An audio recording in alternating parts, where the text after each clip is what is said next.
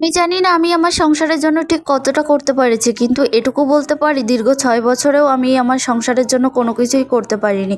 এইটা আমার শ্বশুরবাড়ির লোক সবসময় বলে থাকে যে, "এই মেয়েটার মাথায় নাকি কখনো কোনো বুদ্ধি নাই, কোনো কাজকর্মেরও কোনো ধরন নাই।" অথচ এই আমি মেয়েটাই যখন বাবার বাড়িতে থাকতাম তখন দুটো গ্রামের মানুষ অন্তত আমার বাবা-মাকে এসে প্রশংসা করত যে, "তোর মেয়েটা কত ভালো।"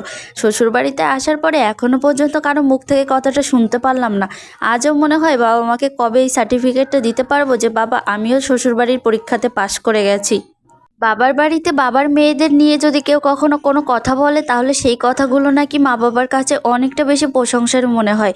কিন্তু আজও পর্যন্ত ৬টা বছরের ভিতরে শ্বশুরবাড়িতে কখনো কেউ এসে বলল না, এই বউটার কাজকর্মগুলো অনেকটা বেশি ভালো।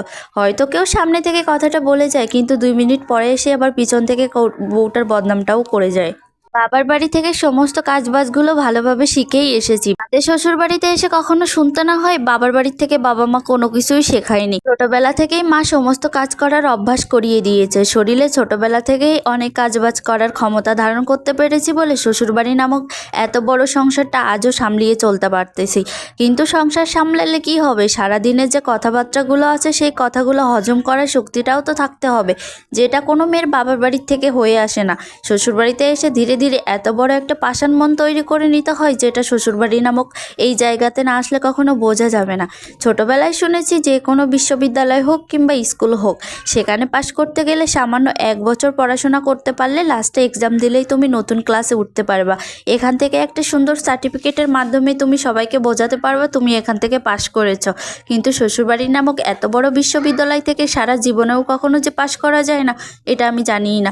অথচ এখানে ভর্তি হয়ে গেছে আজকে ৬ বছর হয়ে গেছে। মা ছোটবেলা থেকে অনেকবার বুঝিয়েছে যে মার কাছ থেকে চলে গেলে তখন বুঝতে পারবে পুরো পৃথিবীটা কেমন।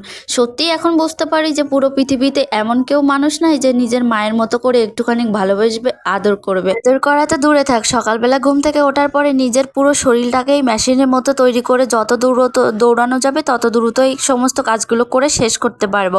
সবার পছন্দের মতো সকালবেলা ঘুম থেকে ওঠার পরে খাবার তৈরি করতে হবে, কার কোনটা দিতে হবে সমস্ত কিছু ঠিকঠাক করে দেওয়ার পরে সংসারে যত কাজকর্মগুলো আছে সব কিছু মাথা পেতে মাথার ওপরে নিয়ে সমস্ত কিছু করতে পারলে তারপরে মানুষের মুখে একটু হাসি দেখতে পারবে।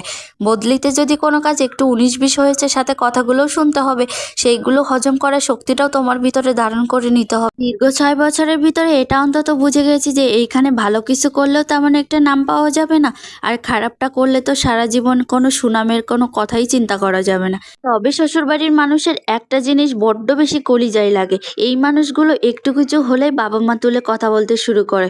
অথচ তারা কিন্তু এই বাড়িতে এসে সংসার করে না, তারা কিন্তু তাদের নিজেদের বাড়িতেই থাকে। এখন ভাবি মেয়ের বাবার মতো পৃথিবীতে বড় যোদ্ধা আর কেউ না, যে কিনা এটা মেনেও নেয় যে মেয়ের বিয়ের পরেও তাকে অনেক বেশি কথা শুনতে হবে।